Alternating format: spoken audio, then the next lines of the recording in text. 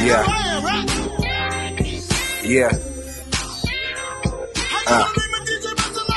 Let me take you on a day. What is up, party people? I'm Brittany Bets. Welcome to Talkin Sporty. We're here with Ryan. He is filling in for P. Hi, Ryan. How are you? We were talking about it. I'm a little sad. I'm a Minnesota Twins fan. Nobody cares about the Minnesota Twins. I know this, but we've been bounced from the playoffs. But I will say I'm happy. Next. What's that? The Dodgers are next. The Dodgers are next. But I'm happy to say we won at least one playoff series. We beat whoever we beat, but then we got bounced. And now I'm a little sad. But I'm happy to be here. I'm so excited to be on this show because Brittany Bets and I, we go way back. We were at the draft. We've been a part of LAFB since early on.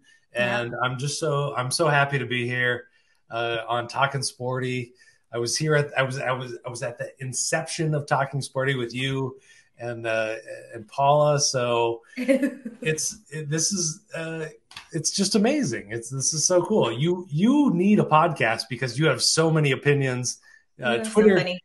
Twitter can't contain you. You know, it really can't. And like they only get like a small side of me. Like, give me like 5 hours to just be on somebody's airwave. There's so many things that I can talk about because you know me, like I am very eclectic in a sense. Like I am a woman that has many interests, that is willing to do lots of research, and I like a lot of things and I can talk a lot. So what impresses me about you is you like, I'll be like, hey, did you see the thing? And you'll be like, yeah, I saw that. Of course I saw that. You're so funny. I'll be like, oh, and then you'll say, did you see that? And I was like, no, I didn't see that. Wow. Oh, yeah. But we were at our first incarnation. Well, first for this season anyway. We were at the tailgate for the Niners game. That's what it was. We were at the Niners game tailgate, and we saw Cam Akers was gonna get traded. Yep. You and I were kind of standing there when we both got that news, and we were like, wow. Yeah. Wow. Holy cow. Yeah. And, I mean, like we had a whole show order in stall for this, but it's just like that caught us off guard. And then this Van Jefferson news drops, and all of a sudden we have to react to Van Jefferson getting traded. It happened so quickly. Right. I don't want to take over the show at all, but like, no, totally. This is going. We got to go with it. No, but I remember when we got the notification. I dropped my famous picture on Twitter of me. That's me, guys. Me at the refrigerator, checking Twitter, looking at Twitter, just in my robe, and yeah.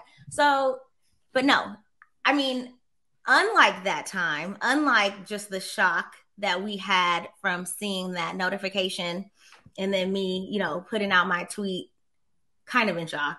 The Van Jefferson news wasn't very shocking, for me at least. Now, I mean, he had 2 snaps on Sunday, and we'll definitely get into Sunday. But it just wasn't something that I was surprised by. What about you? Draft day, I tweeted, I think this is the case, that when Puka Nacua was drafted, I said, this marks the end of the Van Jefferson time with the Rams. And I wasn't foreseeing Puka Nacua being just a blowout rookie star that he has been. I've been following the Rams for several years. We know what happens to rookies after their rookie contract. Not a lot of them get signed. Not a lot of them get another. We've seen, Greg Gaines is gone. We've seen Sebastian Joseph Day. He's gone.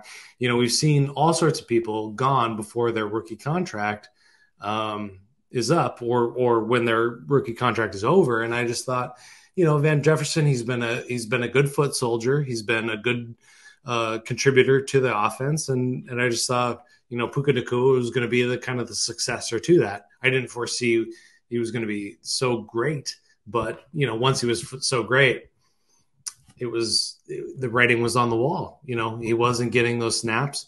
He had a couple of big, there was a big drop early, and then there was one where it looked like a contested catch, but it also hit him in the hands just last week, and those two big catches would have made a big deal. But the Rams have decided to move on, and I wasn't wholly surprised by it. I was surprised by how fast another team scooped him up so quickly, but the Rams were not looking. They weren't looking for a lot. They weren't. They did another pick swap. So I think a lot of fans are a little upset that there wasn't more of a haul for him. But the Rams are clearing the slate for 2024 and 2025. We know this much. So those are kind of my thoughts. So I don't know what are you thinking? No, I agree with you. I think that we kind of saw it coming. I didn't see it as early as you, with your tweet. But my thing was, unfortunately for Van, he's been hurt. He hasn't really been on the field.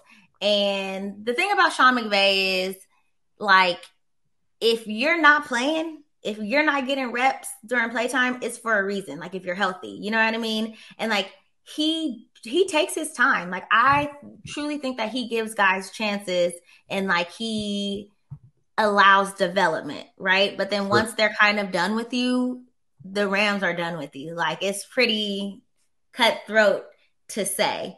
And then with Van, that first game where he had that big drop where he had his hand on it, and it just, oh my God, still haunts me. And then was it the Niner game where, he didn't make the play. Like, he didn't put his body into the pass, and it turned into an interception. And then it wasn't even like, there was just a lot that I personally wasn't seeing. And like me, I'm a fan on the couch. So it kind of made me feel like, well, wow, like maybe he's not doing what McVay needs him to do. And this is probably going to be the end of his tenure.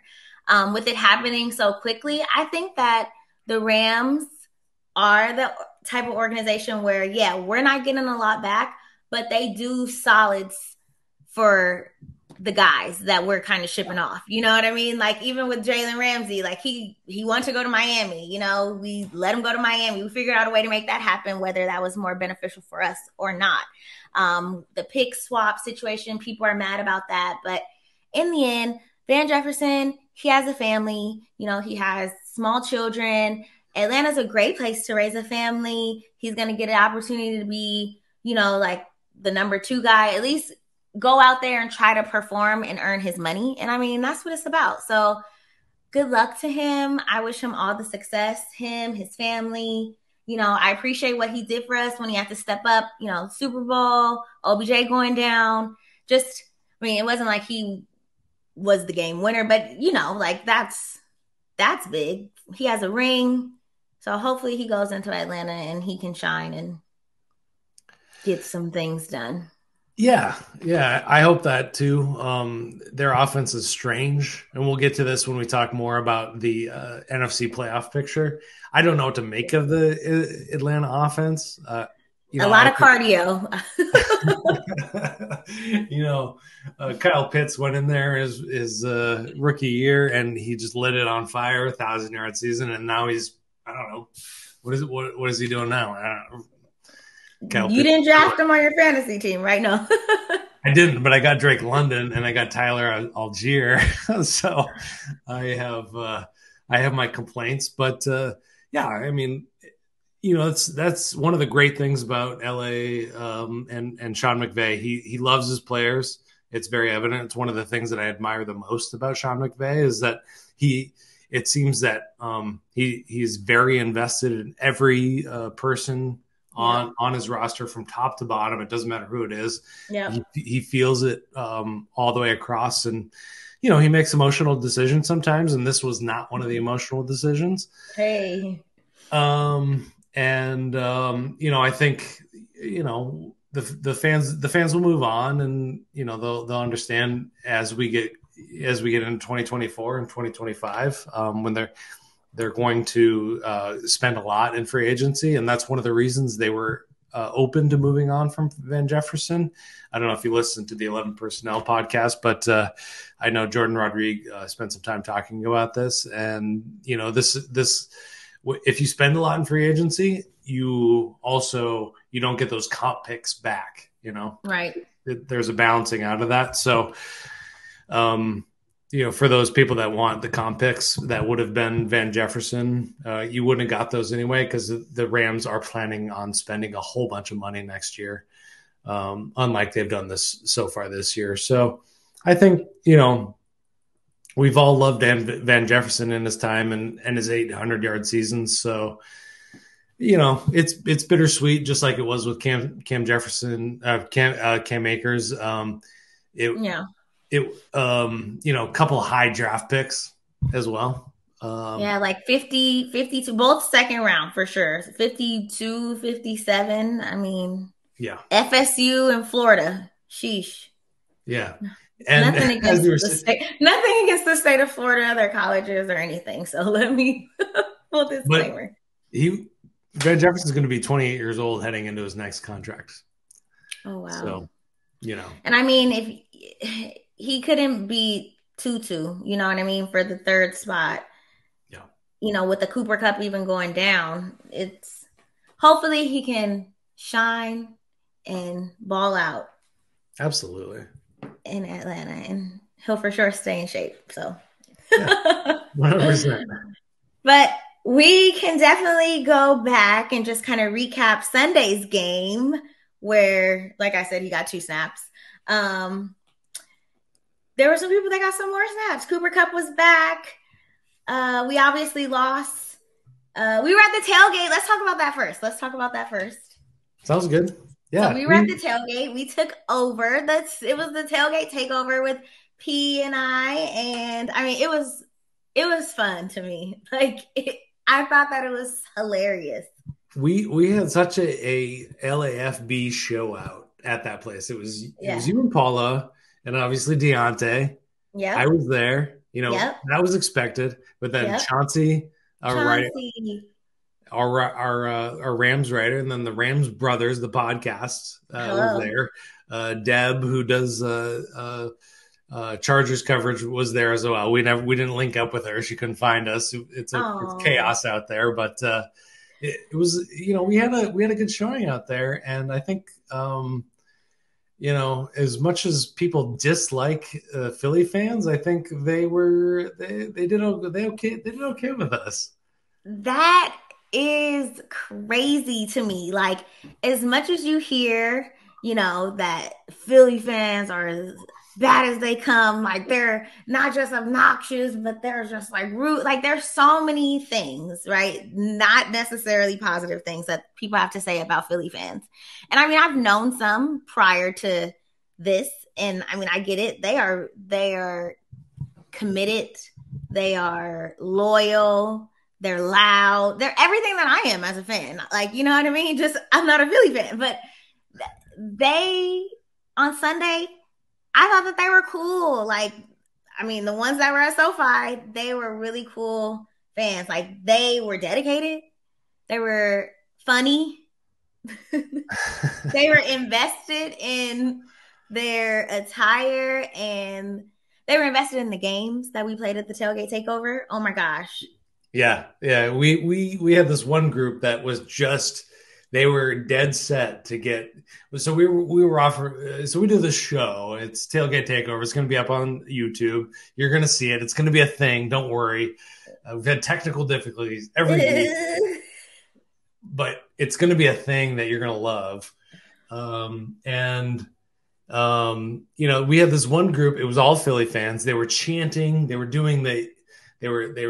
spelling Eagles. Good for them. They were, good public schools. Apparently, they're able to spell Eagles out there. But there was this one woman that just wanted to win the game so bad, and she was calling out people in the group. Like, I don't want to say No. the words she was saying, but Yeah. I think, sports fans of any ilk, of any team, we can get a bad rap because we're Yep. just so invested. We so much love our teams. I don't know if you ever seen that Alabama football documentary, where there's a guy that runs onto the field. He's a walk on football player for Alabama, and he says he just had too much Alabama in him, and he went out there and he tackled an Auburn football player. He wasn't even supposed to be like, this was back in the 30s. This was black and white days. This is like, I don't know, 40s or like something. But like, Haven't seen this one, but I'm interested. So I think it was 30 for 30, but what he said, he just had too much Alabama in him. He ran off of the bench and he tackled an actual, and this woman that we had on on Tailgate Takeover she just had too much Philly in her she did. and other stuff. She was so no look, she was lit because she had a bottle in her hand. Like, so we were playing heads up, and She had a bottle in her hand and a tattoo on her leg.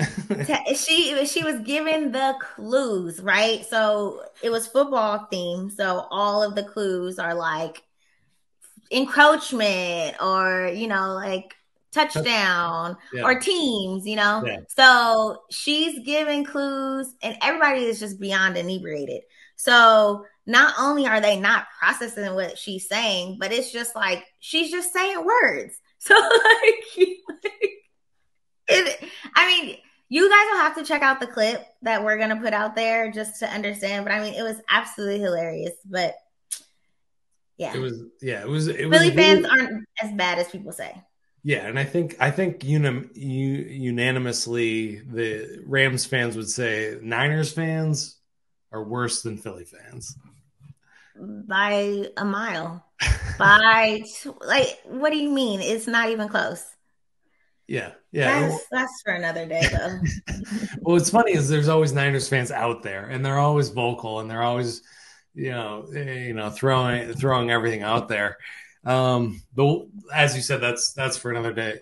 What'd you think of this game? What'd you think of the Philly Rams game? I do another podcast. It's the Ram Skinny is out there. I put all my thoughts out there. I'll share them again here, but I want to get what are you thinking about this game? What were your takeaways? You were live in the stands. What are you thinking? Well, I mean, just like with the other losses to me, I just feel like the Rams, they're in it. You know what I mean? And then it just gets to a point where we start shooting ourselves in the foot and we lose the game. Up until halftime, we were in that game. Like, why is it that we can't come out at halftime, put up points, stick to running the ball? Just to even touch on that, 14 carries in the entire game. I think that we should know, playing this Eagles team, like both sides of the ball in the trenches, that they're stacked. You know what I mean? Like we are going to have to anticipate the tush push. We're going to have to anticipate Jalen running. We're going to have to anticipate, their defensive line just coming after Matthew Stafford. Like that, we knew those things. But then, I mean, just it happening, there was nothing that we could do to stop it. I thought that Matthew Stafford looked pretty good. Like he was pretty clean in the pocket for the most part at first. And then, teams adjust to us. It was Cooper Kupp's first game back. He had 8 receptions, like over 100 yards. So he looked good. I think that like the first series, did he have five receptions? So if you played a prop on Cooper Kupp, you hit it like first couple minutes of the game. Good for you. I mean, yeah, there were a lot of misses, I think, like in terms of passes in the second half that could have kept us in the game. Like there was a 2-2 ball. There were some misses to Kupp that I saw. But I just think that Sean McVay kind of overthinks things. We get really pass happy. Like I said, we ran the ball 14 times. It's kind of hard to run the ball against a team like that. And just kind of like looking at our defense, like it was hard to shut down AJ Brown. Like he's their playmaker, and they knew to keep putting the ball in his hands. One thing that I want to know for sure is I hope all week we've been practicing tackling, because it was like we forgot how to do that in this game. Yeah. I came away from the game not blaming the defense as much. Okay. There were definitely faults. I won't forgive them completely. Okay. But they held one of the best offenses, one of the best teams to 23 points. Like they've done though. And that kind of just makes my point about, the games are winnable. The second half, like we just come out and offense has stopped firing. Offense gun is just, I don't want to give that analogy, but we're not doing what we need to do to put up points, and defense keeps us in the game. So no, but not to cut you off. So go ahead. Well, when it's kind of incredible. Like the defensive front is made up of nobodies, really. Like you got Aaron Donald and kids, yeah. Kobe Turner, who I love, and me too. Me too. Like he's great, but like he's what, a third, fourth round. I don't remember, third to fourth rounder. Like any other team, he's not starting anyway. And then you've got a defensive backfield made up of Akella Witherspoon, who would be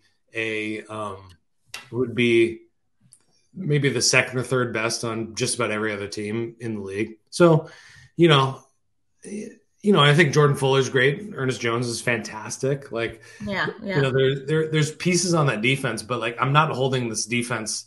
Like the defense did what they needed to do, which was hold this team to under 30 points. But you put up 14 points against this team. Like this offense is supposed to be better than this, especially with Cooper Kupp.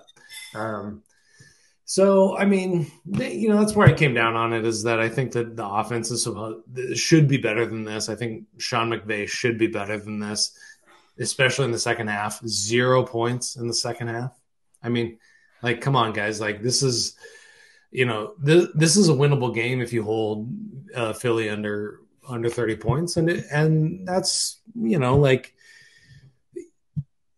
going back 6 months, this is not a winnable game to me. Yeah. But like going through the season, they're holding their own against the 49ers. They're holding their own against the Eagles, and the offense just can't put that up. I'm just putting that on Sean McVay. I don't know what else to do with it, because we've seen Stafford has been phenomenal over this season. Puka Nacua has been phenomenal over the season.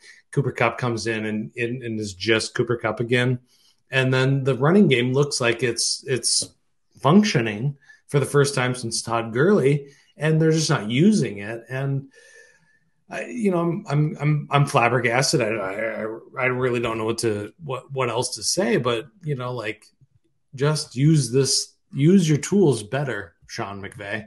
And I have not been critical on Sean McVay for the entire time that I've covered this team, but this is my first year where it's like this offense should be operating better. I don't know what else to say. I mean, you're nice. Yeah. What's that? I said you're nice. You said you haven't been critical of him this entire time. Oh my gosh. I told the other Ryan that I feel like I'm in a marriage with Sean McVay, because like I love him so much. Like there's just so many things that I love about him. I love his mind. I love like the way that he can remember things. I love, just the way that he is in the locker room. Like he's a great speaker. Just there's so many things about him that are just so suave. So just I love him. But then there are so many things that I cannot stand when he doesn't do things the way that I'm thinking in my head, like they should be done. But I'm so critical in a sense. But no, you're absolutely right. And this isn't the first game where offenses come out the second half and they're not putting up points. I mean, we had to go into overtime with the Colts after we let them come back up 23 points. You know what I mean? And yeah, I go back to this statistic that was touted over Sean McVay's early career, that when he was winning at halftime, he was undefeated. It happened for a long time. I don't remember when it happened last season. But for a long time, when you were watching on TV, they would say, Sean McVay. They would always bring it up. Yeah. They would say he's undefeated if he's leading at halftime. But do you know what that means? on the other side of that, if you're losing at halftime or if you're tied at halftime, those are when you're losing games. And Sean McVay needs to prove that he can coach a perfect game in the second half. When he's scripting plays coming out of the gate, he looks great. But when he needs to respond, when he needs to come back, when he needs to, pull a Rudy or any given Sunday, or he needs to we need this Rams team needs to muster something that is not, just come out swinging, and that. That I don't want to say that he's not a fantastic coach, but the coaches that are remembered are those coaches that are the ones that, we think of giving the rah-rah speeches. They come out at halftime and, Belichick is famous for this. There's all sorts of coaches that are all of the sports movies, I guess is what I'm trying to say, is like the team is down. They come out at halftime, or they come out of the whatever, and they win the game, right? And we don't see that a lot with Coach McVay, and that's what he needs to prove he can do. And I'm not saying that he needs to prove that to solidify his coaching legacy, or to we're gonna see a whole different team in the next couple of years, but. If there's anything that's lacking in his coaching career, it's that kind of gut response, that kind of, just that kind of halftime, it's not a speech or anything like that, but it's like your team is tough enough to come back out, and we're going to come back and we're going to win this game. And we don't see that very often. And so, I would like to see it. We've seen it a couple of times, but we don't see it very often. Yeah, I mean, even when we're up, even when that stat is given, we're up at halftime. Like, we come back out, we're playing safe. We're playing a not lose type of situation. And it's like, I need him to put his foot on people's necks, or at least, if we're down, at least try to reach up and grab them. You know what I mean? Like, I get what you're saying, but hopefully he's taking all of this and using it and fueling himself, because I feel like all of the players are already playing what do we have to lose? Everybody already counted us out this season. You know what I mean? They say they don't know us. They say they don't know my name. They say that we're nobodies, whatever the case is, that it's just Aaron Donald and everybody else on defense, and it's just Matthew Stafford and Cooper Kupp, and we have Puka Nacua and Tutu Atwell balling out and doing things. You know what I mean? So it's I think that they are really playing for themselves and putting on for themselves, but also to show people well, you guys you counted us out from day one. And I think that Sean needs to play like that. He needs to coach like that. We know you have a Super Bowl. We know that you've been there twice.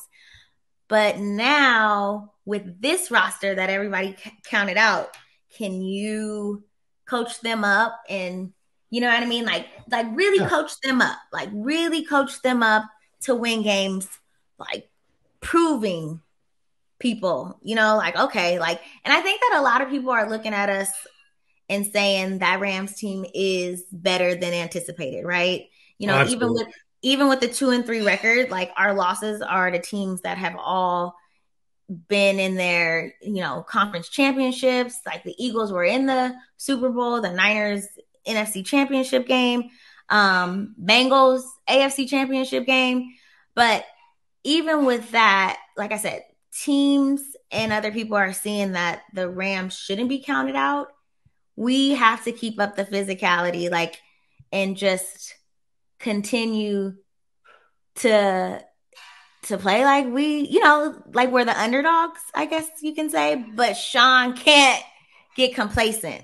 Well, you said it. There's a certain physicality that they drop in the second half, where Sean McVay just wants to throw a haymaker coming out of halftime, and he just wants to put this team away. It just seems like he just wants to win it right away. And we saw it we've seen it several times where he sprints down the sidelines and he's high-fiving guys and he's chest bumping guys, and then in the second half it's like he just it's like you didn't win that game. You won the first half. You gotta win 60 minutes. Yes. You gotta win 16. You gotta go 16 games. You gotta go 17 games now. And we've seen the November slumps. We've seen the kind of mid-season slumps where it just seems like this team loses all of their physicality. And just like you said, and I think that Kyron Williams is the kind of back they're looking for. Yeah. That can execute and be physical. And they just need to use it more. And I'd be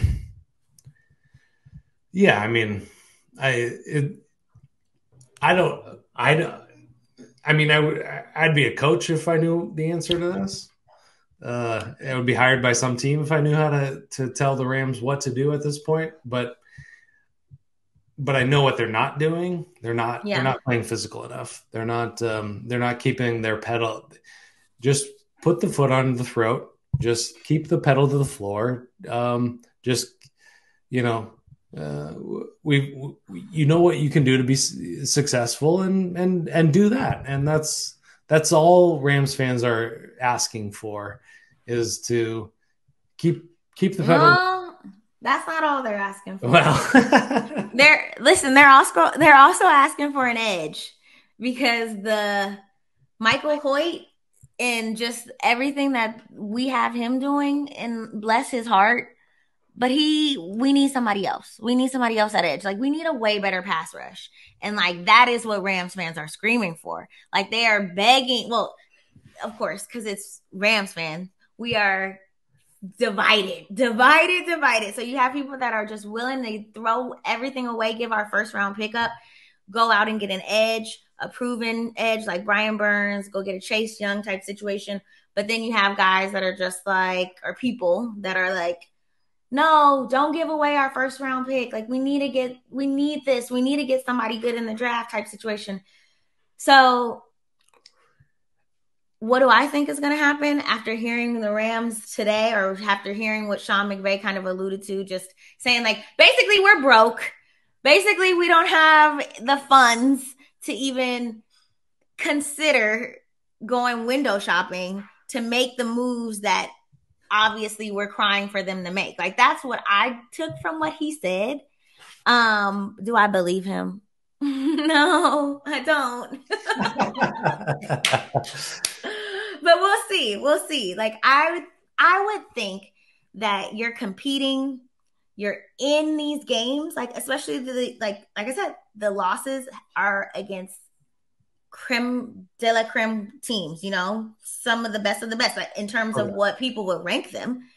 So just kind of keeping your playoff hopes alive, just to secure a spot in your mind and just kind of like notch off dubs in your mind.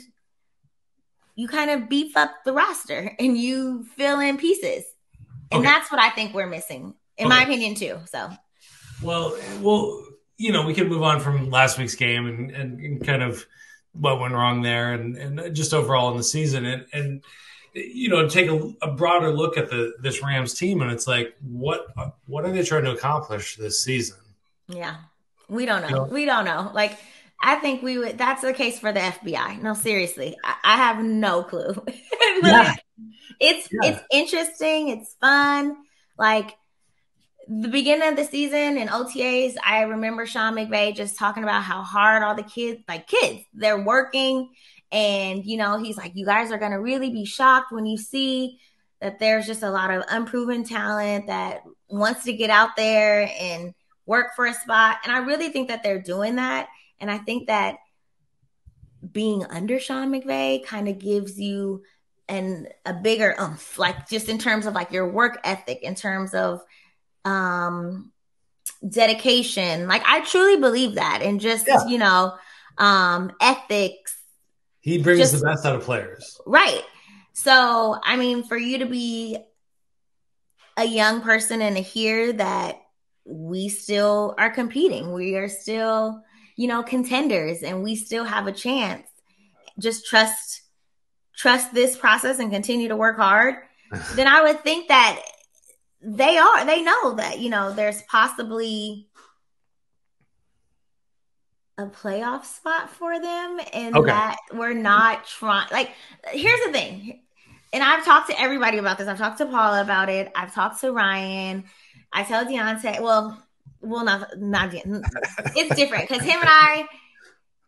Oh, I've been in the car with you guys. Okay, so yeah, it's different. His passion is just like, okay.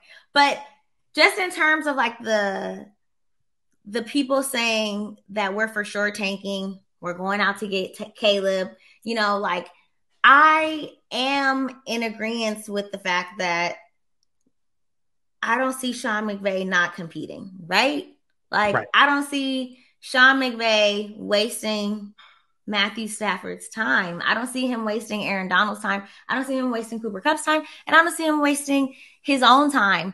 And just knowing that he has those pieces, and if he can just plug some things in, there's always a shot.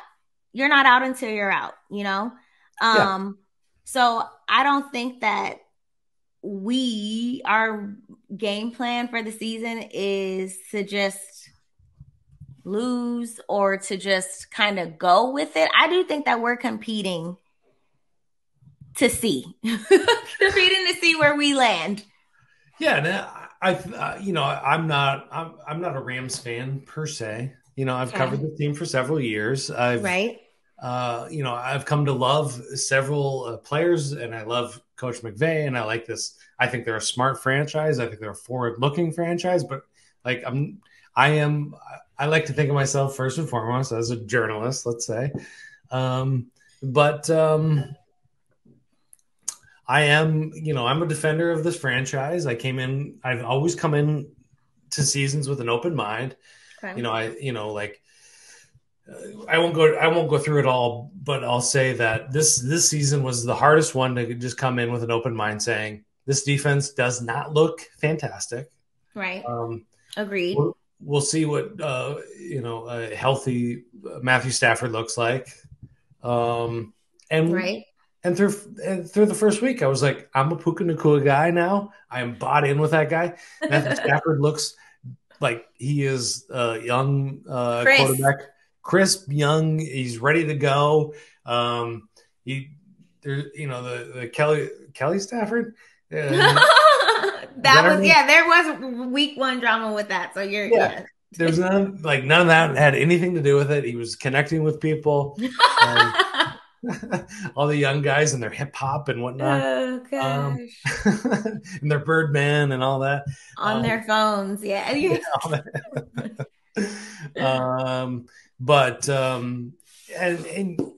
like, I buy in one week and then next week I have a really hard time buying into this team.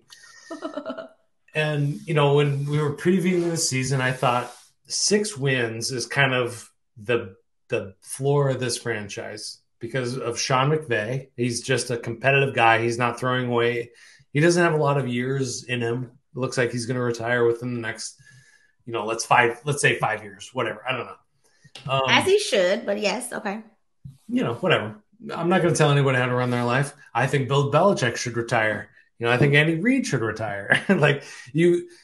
Go enjoy your lives. You've done enough. Whatever. Oh, I'm all for that. Like that's a huge part of this show. Like me talking about the life balance and how things are different now in the NFL and people are reconsidering a lot of things. Like, I mean, you saying Sean McVay retiring, like he's not even 40.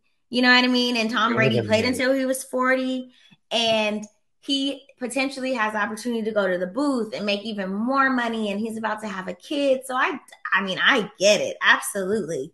Yeah. But you're saying that you have a feeling that within a few years that will probably happen. And I do too. Yeah. His grandfather worked with Bill Walsh, and Bill Walsh in his book says an executive in any profession should leave within 10 years. And Wow. I think that Sean McVay will adhere to that kind of advice. Ryan D, I'll be gone in about 8 years. Just I got 5. I got 5 left. I'm not saying we're an executive, but I've done a lot of work. We're kidding. But yeah, absolutely. We're fully invested. We've gotten way off the rails here. What am I talking about right now? You're talking about Sean McVay. He's going to be retiring. We were talking about just like the team and moving forward. And I think but it makes it very, very confusing in terms of what the 2023 Rams are for this season. And we've seen different iterations of them throughout different games. Like we've seen them come back. We've seen them in the overtime. Matthew Stafford looking his best, just driving the football down the field, just ending that game, putting the flag in the ground, just saying, we're ending this game on this drive, scoring a touchdown. Boom. Indianapolis Colts lose that game. And but then we've seen where they just can't seem to put together a drive against the Eagles. They can't, they can't score more than 14 points. So, I'm rambling at this point. So, I mean, we're heading into a week against the Cardinals where it's like the Cardinals are a tough out, and I'm walking into this and I don't feel comfortable about a Rams win away from it. Whereas 6 months ago, I said, okay, yeah. Yeah. So, I mean, what are your thoughts on the Cardinals? No, what you were saying about looking at it 6 months ago, yeah, for sure. Now, not so much, because I think that the Cardinals they're in a funny position, just in the sense that, I mean, everybody thought or would have thought that if any team was tanking, it was going to be them, right? They were like offloading players. Kyler's hurt. Who was their quarterback going to be? Josh Dobbs comes in, but I mean, they're looking good. Like, they can move the football. They run the football really well. They beat the Cowboys. The games that they lost prior to the Bengals games, but they were in it, and then they lost the game. Yeah, they put up lots of points. So I think that's something. Like, we can't count them out. We can't play down to them, because I think that they're pretty scrappy, I think that their coach, Gannon, like his mind, I always talk to Paula and I tell her that she has to listen to The Play Callers by Jordan Rodriguez. And I mean, I talk about how amazing it is. Have you listened? Oh, yeah, absolutely. Yeah, I'm sure you have. So I talk about it all the time to Paula and just allude to it and mention things from it. And I tell her, like, just the importance of it to kind of understand not just Sean McVay, but like other coaches in the league, and like the transformation of like these offenses and like the schemes and things like that. And, Gannon is a defensive minded coach, but I think that he is just like a part of the young coach club, where like they have a different approach. Exactly. And they have a different type of IQ. And I think that I really saw that. I mean, obviously we know that by him getting the job coming from the Eagles, him getting that head coaching job. But I think that I saw it on full display in that Cowboys game where the Cardinals beat them. Because, coming from the Eagles, this is a team that you've seen, the Cowboys. This is a team that you play, you studied them. But it's like the preparation that he put into that game and the way that they won that game in like shocking fashion. Like, it wasn't like they beat them down, but it was truly like an upset, Yeah, they was really. Go ahead. Oh, well, I was just gonna say they out physicaled that team, which is hard to do with a defense that the Cowboys had, and the famous Mike Tyson quote. It's like everybody comes in with a plan until you get punched in the mouth. And exactly. The Cowboys got punched in the mouth, and exactly. they turned into pussycats, and it was just like, okay, like that's what you got to do with the Cowboys, and that's what the Cardinals are able to do. But to that point, just really quick to that point, I think that a lot of people were like, Well, I just think that the Cowboys aren't who we think that they are, which can also be, said in my opinion, but I think that we weren't really giving the Cardinals enough credit even then. Um, you know, they didn't play the Niners so well, but I just think that with them being a young team, they can give us some problems, them running the ball. Like they're in the division. Division games are always tricky. I mean, I don't know. The spread is 7. Like I'm like, wow, really? That we're favored by a touchdown? I'm It's the I first time all season, I think. I wouldn't even touch that spread. Okay. I wouldn't even play a free bet if you gave it to me with that spread. But I do think that we're gonna win the game. I do. Connor isn't supposed to be playing.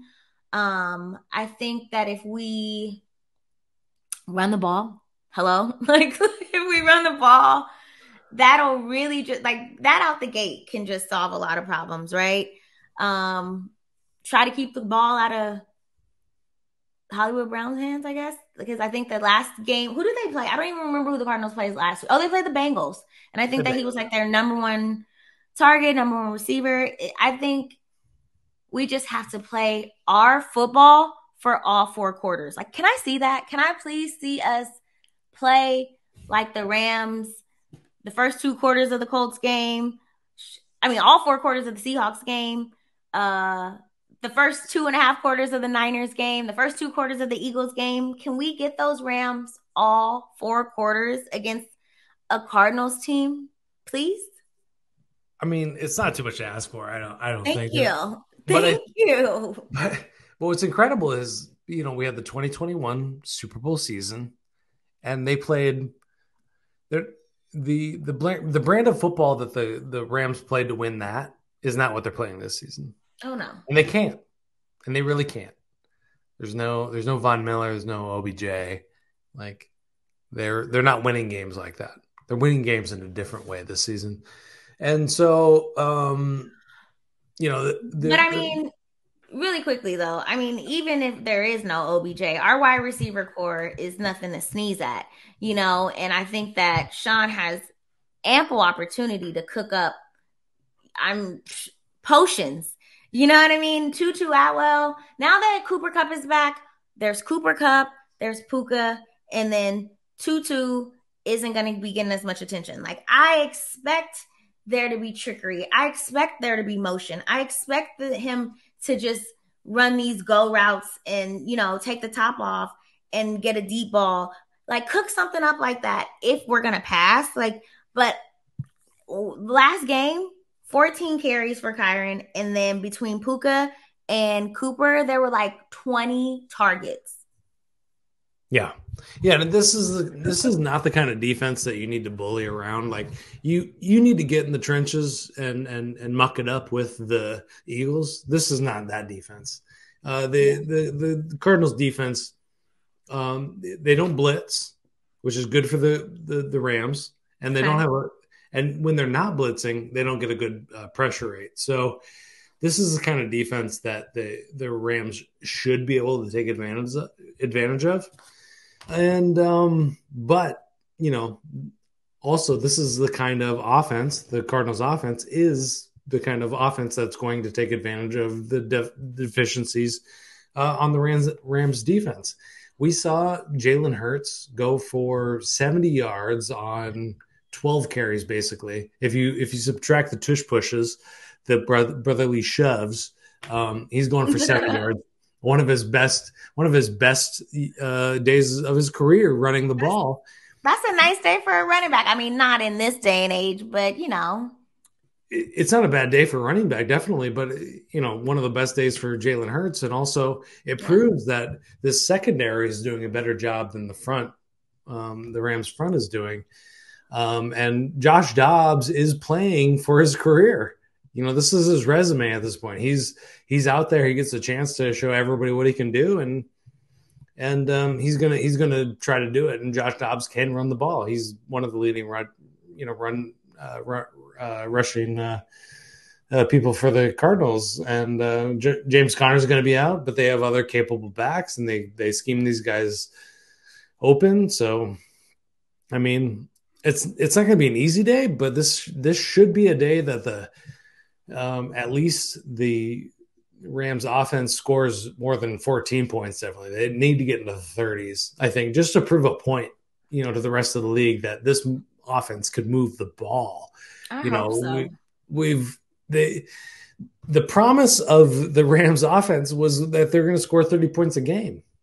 Yeah. And we haven't seen it enough, Good and I mean, good defenses and bad defenses. Sorry, go ahead. It's only fair. I'm saying it's only fair to the defense. They keep us in every game. So the offense has to do their part and put up points. And that's just what it is. And this Cardinals team, they already feel like they're counted out completely, so they're going to come in giving it everything that they absolutely have, because why not?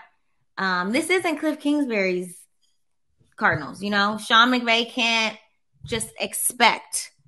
This isn't necessarily familiarity within the division also. So that's a point. That's why I would definitely stay away from the spread.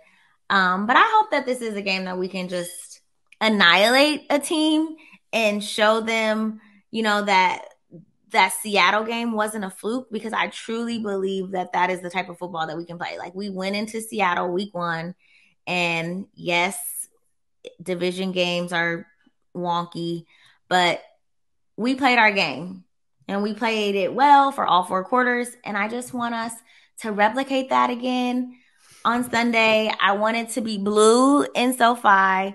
That's probably asking for too much, but I at least want us to sustain drives. You know what I mean? Like, I at least want us to hold on to the ball and make plays. Like, run the ball, Sean. I can't say that enough. Just run the ball. You'll be able to show off your shiny toy with Matt and, hitting Cooper, and but run the ball first. Thank you. Yeah, no. And I mean, Kyron's done a fantastic job when he's been able to run the ball. And I in my last article, I included a statistic about the second half. I'm looking at it now, but it was like they were running like 5 plays a drive on average, basically, in the second half. And it's like, you got to do a better job than that. Like, last year we saw all the 3 and outs, and it's like, you can't have that, obviously. And this defense needs help. It shouldn't be the backbone of this team. Sean McVay is the head coach. He is the architect. He is he's supposed to be, anyway, a offensive genius. And like, let's see it. Let's see this happen. And I think that with this NFC, they could be a playoff team. And I think that the NFC picture is a lot different in terms of what we thought it was going to look like. I mean, just first and foremost, I thought that the AFC was the better conference, right? Like, they're better quarterback class, I'd say. Caliber of quarterbacks in terms of just authenticity of quarterbacks, Mm-hmm. But just in terms of play that we've seen thus far, oh no, by far, the NFC is the better conference right now. And the picture looks a lot different than what I anticipated it to look like. Personally, I think that the NFC West is the best division. Yet again. I mean, this isn't the first time that this has happened. I don't think that people expected this, because I thought that the Rams were going to be absolutely piss poor garbage. The same with the Cardinals. But shockingly, we're winning. We won 2 games, but like, we're doing enough to make it look like we could win games. Do I think that right now this is a winning? And I need to set the record straight on that, because people are going to be like listening to this and like, you said that right now we're a playoff team. Potentially. I didn't say that we're going to win that game, But I mean, based on the picture of the NFC in terms of divisions, I think that the Niners clearly have the West, right? We can just give them that for now. Yeah. Um, The halfway. Right. So the Eagles, they have the East because they're still undefeated. We'll give them that, right? As far as the North, you have the Lions. Now, I personally thought that your home team of the Minnesota Vikings would be a lot better than what they actually are. With Justin Jefferson going down, I don't think that they can rally back. Like, I think that the Lions have that division now. And then in the South, it's just the South is so strange, like always to me, because it's going to be either between Tampa Bay and the Saints, per usual. And Tampa Bay surprisingly looks like okay. And if they can just kind of skate by and just continue to get wins, that's the division, right? But then the Saints, like the Saints aren't looking good. Like they're not looking too good. But all you got to do is win games. Like I tell people this all the time. Like it could be 21-20 every single day. It could be 6-3 every game. As long as you got the 6 and they got the 3, you know, win the games and get that division title. Right now, if I had to pick out of those two teams, I'm not even putting Atlanta in the mix. Like I don't think that Atlanta could sustain anything with their no plan. Like, what plan do they have, Ryan? Like, they Desmond Ritter's their plan, and that's not a great plan. Okay, well, then that's why I am not even counting them in the South. Like, I'm not even thinking about them. Like, I said Tampa Bay and the Saints, and I think that Baker has a lot to prove. Paul and I gave Baker a clean slate. He has to give Mike Evans his 1,000-yard year. Like, don't mess up his stats, yo. So at least do that. At least try to continue to compete so that you can get a starter gig, you know, whether that'll be in Tampa Bay or what. I mean, I think that Tampa Bay can get that division now, moving into wild card spots. People would automatically put Seattle in that first wild card spot. But we beat Seattle. Why can't that be us? We don't know they're going to be going into the second half of the season. Like, we don't know. I still don't know Seattle's identity, to be honest with you. They haven't beat anybody. They beat the Lions, who people think are. So going back to that, people think, okay, well, go ahead. I'm going to just put it on record. Keep going. As much as I want to be like, wow, good for the Lions, I don't believe that this is their year. Do I think that they're playing good football? Yeah. Do I think that they have a good squad? Yeah. Do I think that they have good locker room culture? Dan Campbell's doing his thing. You know, he brought the squad together. They're playing their hearts out for him. But then when I think about it, you know, there's really no vet presence aside from Jared Goff. Yes, he has Super Bowl experience, but I mean, he doesn't have a ring. He doesn't have like the championship belt under his, you know, throne, under his tenure. And then he got blowed up in the Super Bowl. And when it all comes down to it again, he's still Jared Goff. Jared Goff, he performs well. You give him a great line, he's going to perform well. He plays well when you put him in those situations and you continue to play to his ability, right? Mm-hmm. But I just don't see anything that's going to put them over the hump. Like, I still think that they need more weapons. Yeah. That's just my personal opinion. Like, I don't even think that they're utilizing their running backs the right way. But that's just me. So do I think that Seattle beating them means a lot to me? No. Because like I said, we beat Seattle. And I think that we can beat them again. And I think that Seattle, I said in the beginning that they were going to take the NFC West because I thought that they've done so well in the last 2 drafts.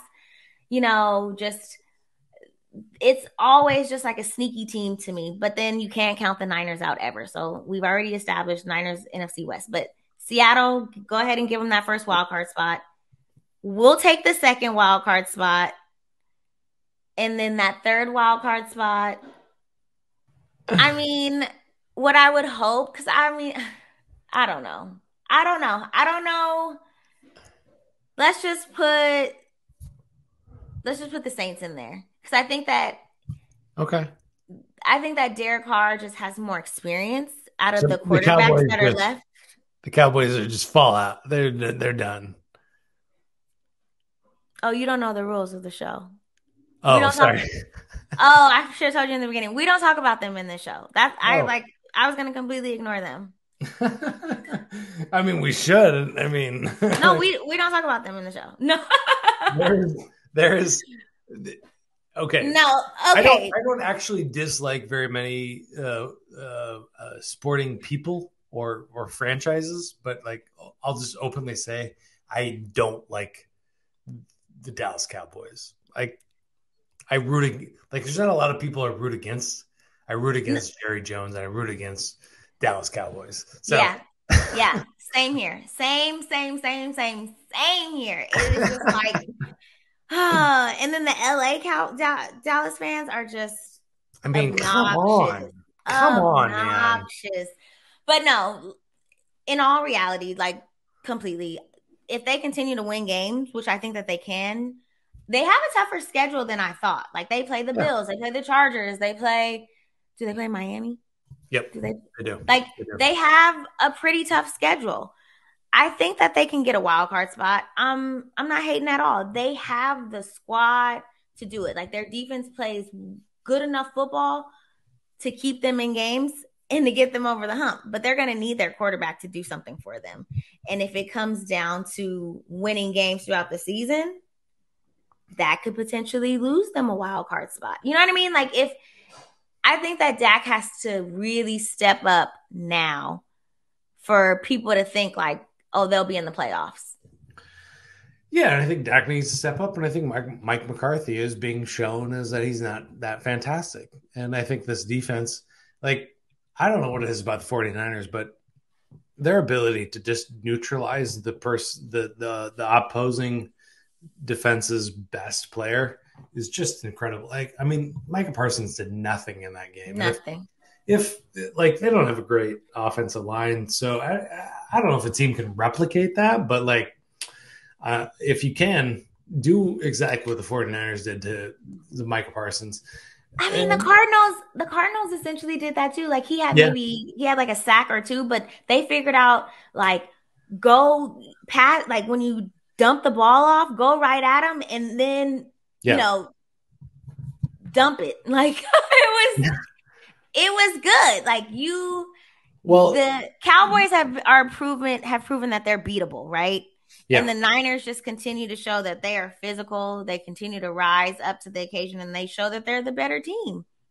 So let's talk about the NFC picture a bit more. So like currently, you've got Niners, Eagles, Lions, and Bucks winning the divisions. Okay. And then I kind of think that everything else is up for grabs. Like even the Bucks position, the Falcons and New Orleans are pretty much tied in terms of, I mean, they're tied for record, but we'll see. What other NFC teams are there in front of the Rams? And that's it. I mean, you got Green Bay. That's in terms of playoff chances. You've got Green Bay. I thought they were going to be better. I thought that Minnesota was going to be better. I don't see that happening at all. Like right now, going into this week of the season, I don't see that. Anybody that loses to the Raiders, I'm not giving them any credit. And right in their home stadium, no. Yeah. So I think that everybody's kind of suspect in terms of their winning and losing ability, and I'm looking at Sumer Sports in terms of playoff percentage. They put the Rams at kind of the back end of they're kind of in the middle. Well, anyway, let's say they're like the 30s, early 30s in terms of their playoff chances. Okay. Well, the way that I'm looking at it with the Rams is I think that we've played the hardest teams that we're going to play. Obviously, we're going to see the Niners again. That's the last week of the season. But if we play 4 quarters of week 1 football, we can win games. Like just looking at the schedule. And like I mentioned with the Cowboys, knowing how hard, well, just the type of teams that they're going to be playing, teams that want to continue to secure the spots that they have, like the Chargers can't lose many more games. Like they play the Chargers this week. Do you think that the Cowboys are going to bounce back? The Chargers coming off of a bye. Just the Cowboys losing in that fashion to the 49ers. I mean, what type of bounce back do you expect them to have? And then they have to continue to win games, So do I think that it's going to just be that easy for them to grab the first wild card spot? No. Yeah, I mean, it's such a confusing schedule because I really don't like I feel like I know who the 49ers are. I feel like I know who the Eagles are. After that, I really don't know. I mean, like, yeah, it's tough. Like the Lions. That's why it's week 5. No, but and the Lions have the easiest schedule going forward, I would say, of the NFC teams. They said that about the Eagles last season. Well, the Eagles kind of ran the table on them too, right? Well, and they ended up losing the Super Bowl. I don't imagine that the Lions are in the Super Bowl. And like you look at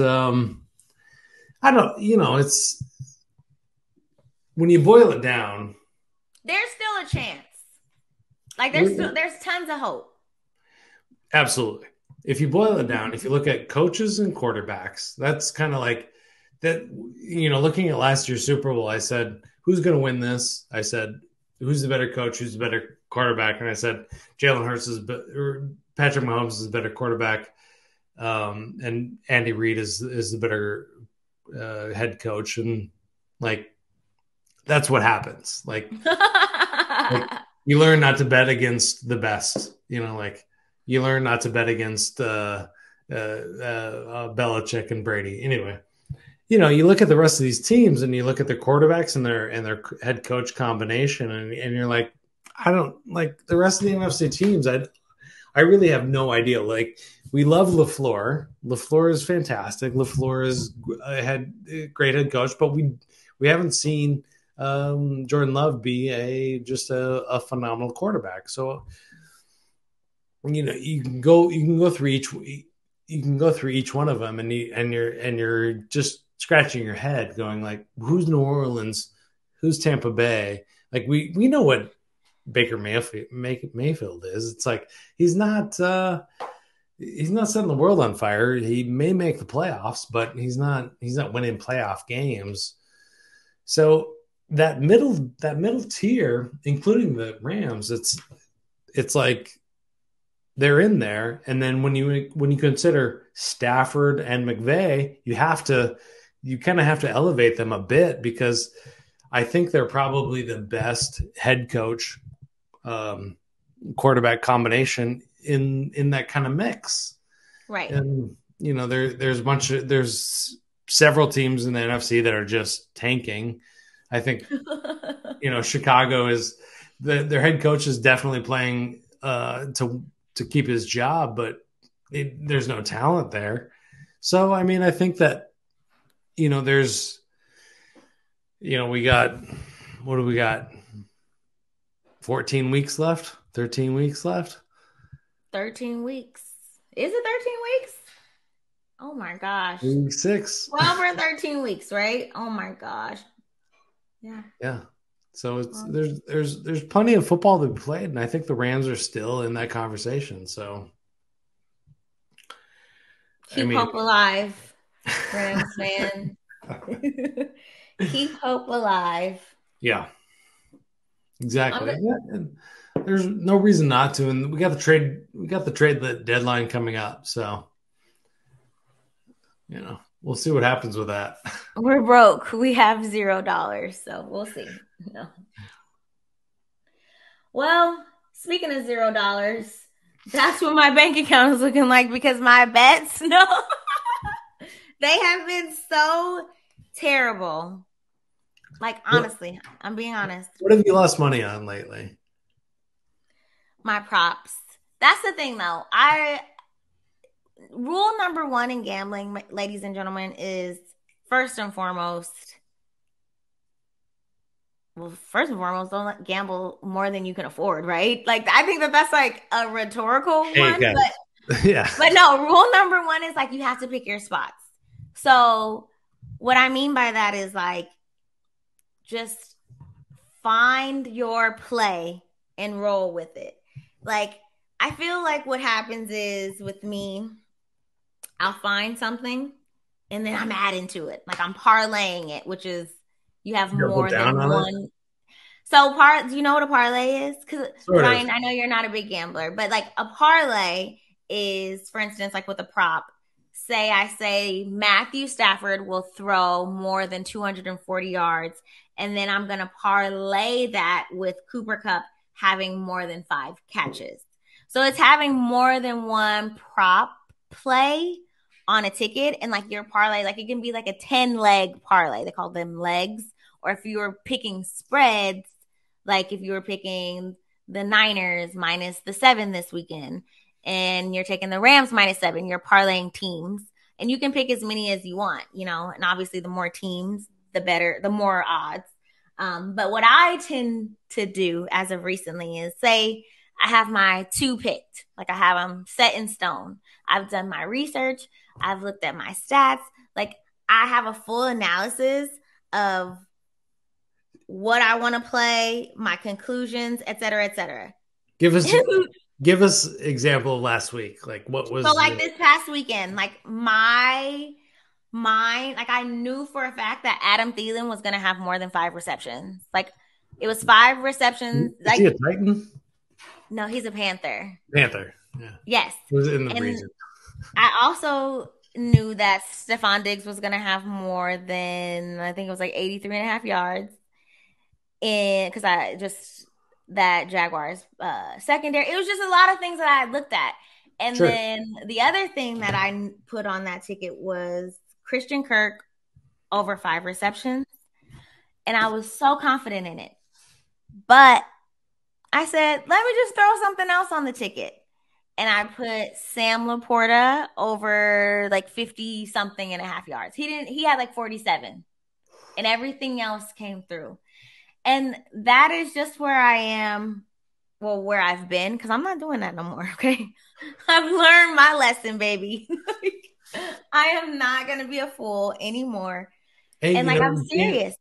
you can't deny something tasty, you know, you got to get on it. I hear you, you know, like go big or go home type of thing. But then it's just like all of those slogans will turn you into a degenerate, ladies and gentlemen. Like it'll have you not able to pay your bills. So don't get crazy. And like you have to pick your spot. Don't chase. And I don't bet on Thursdays. So like tomorrow, yeah, whatever happens, happens. Because I'm not gonna have $1 on it. But this weekend, I'm telling you, I have my spot. Like I've picked it. And Britt's best bet is gonna come through. It's gonna win people some money. It's gonna win me some money. It's not a prop. It's not a prop play. I think that I'll give a prop play out Sunday morning before the game. Like I'll make a little video and tweet it out. But no. I was doing my research and I'm looking. And like, you know, they put the spreads out for the games like weeks in advance. Like you can look like 3 weeks from now and you'll know what the spread is. But it changes though a little bit. They change, absolutely. Yeah. But I'm looking and I'm just like, what am I feeling? And just something lit up with me with this very random game. I'm loving this. Colts, Jaguars, Colts +4 in Jacksonville. Okay, hear me out. Okay. Yeah, no. Is Richardson playing? So AR5 is not playing. It's going to be Gardner Minshew, which he is actually dicing people up. Like he's playing well, like over 100 passer rating. But that's not even what I'm thinking of. Like first and foremost, the Jags are coming back from London after 2 weeks. Okay. They're 0-2 in Jacksonville in the season. The Colts have one of one of the better defenses in the league. Like they're holding teams to, aside from us and us going to overtime with them, like it was like 21 points they were holding teams to. Good pass rush, lots of sacks. Good pass rush. You know, their secondary, decent enough. Mm-hmm. And then on the other side of the ball, we were talking about, I said Gardner Minshew is playing. Like, I'm not worried about him. What I'm actually excited about is Jonathan Taylor coming back. Him and Zach Moss together, that duo just moving the freaking chains. I think that they can win this game, right? But take the points +4. I think that it'll be a close game. Last week against the Bills, like that's what people are thinking. People are going to be like, well, Jacksonville just beat the Bills, right? Jacksonville plays really, really well in London. Like it's a proven thing. For 2 weeks. Yeah, they were there for 2 weeks. They're coming back from across the pond. They're going to be tired. Full of fish and chips. Full of it. Yes, exactly. They are going to be tired, I think. Their left tackle might not be playing. I'm really feeling good about this one. I'm really feeling good about this one. I actually had a whole different play, and I kind of was like, wait, this is too good to be true. Like, this is a trap play. I was liking the Niners because they play the Browns. Deshaun Watson's not expected to play. That spread opened up at 3, and then when I looked at it, it was at 5. Now it's at 7.5. Wow. I mean, if you got it at 3, bless you. Geez, but that thing is moving up. I mean, obviously, if you anticipate that PJ Walker is playing against that defense, then yeah, go ahead. Take it at, no, they said that it would be PJ Walker. Then yes, you can take it at 7 as well. But then I just kind of shied away from that game, and the Colts is yeah, +4. Colts +4. All right. Colts +4. I'm not a betting person. You know. I know. We were in Vegas together. We were walking around the floor, and I said, "I'm going to bed." And I said, "I'm going to bet." Yeah, I don't think I'm going to bed very often in Vegas, but when it just comes down to betting, that's when I go to bed. I have no idea. Anyway, but here's my bet. Yes, please give it to me because you're gonna have beginner's luck. This is not a weekly bet. This is a long-term bet. Okay. I'm going to say, here it is. Get ready for it. I'm ready. Sip of water. Lions win. They get the first round bye. That's my bet. What? Look at the Lions schedule compared to the Eagles and the 49ers. So you think that they're going to come out in first in the NFC, get the first round by? Oh, wow. Okay.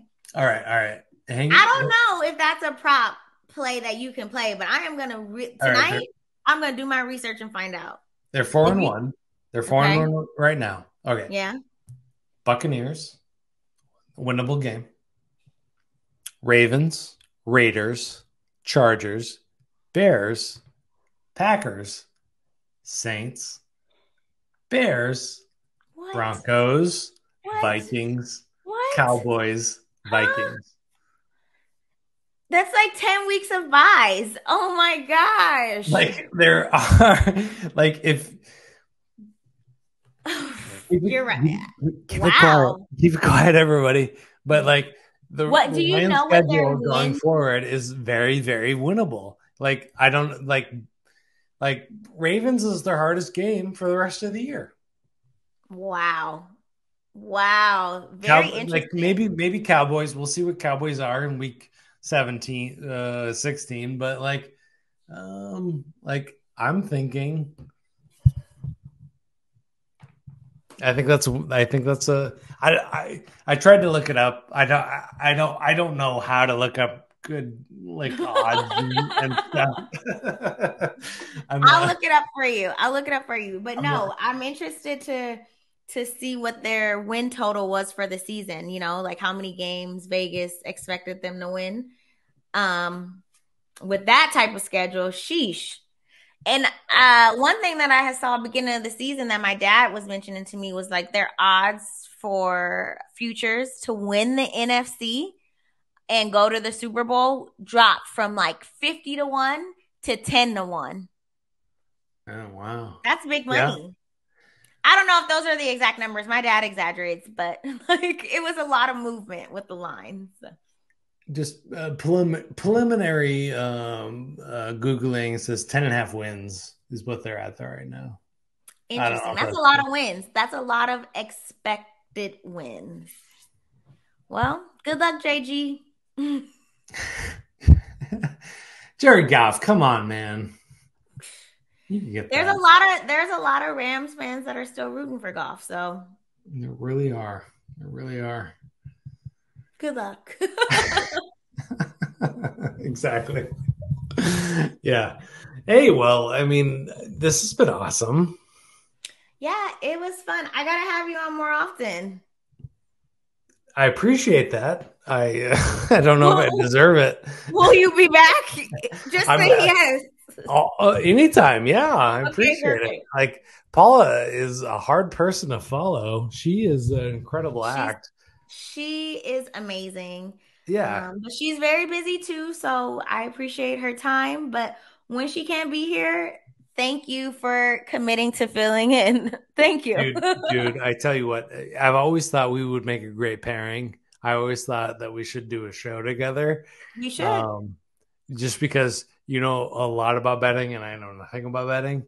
And also I know stuff about Rams and you know stuff about Rams. And so, you know, we're, you know, like Brittany and Ryan, you know, we're a good pairing. BNR, not Bleacher Report. Like,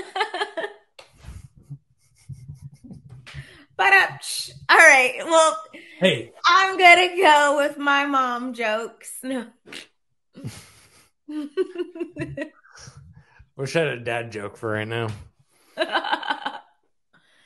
Well, what do you predict the score is going to be for the Rams game? We can close with that. What do you think the score will be?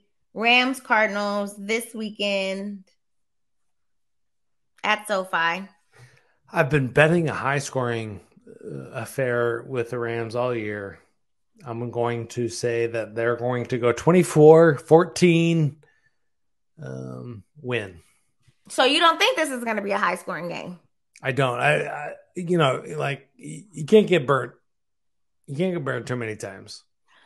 Okay, well, I do. I think that we'll be able to move the ball, hopefully, downfield, hopefully. No, I think the score will be 31-21 Rams, but I still wouldn't take the spread, even though I'm saying that they're going to win by 10 in my mind. So, yeah.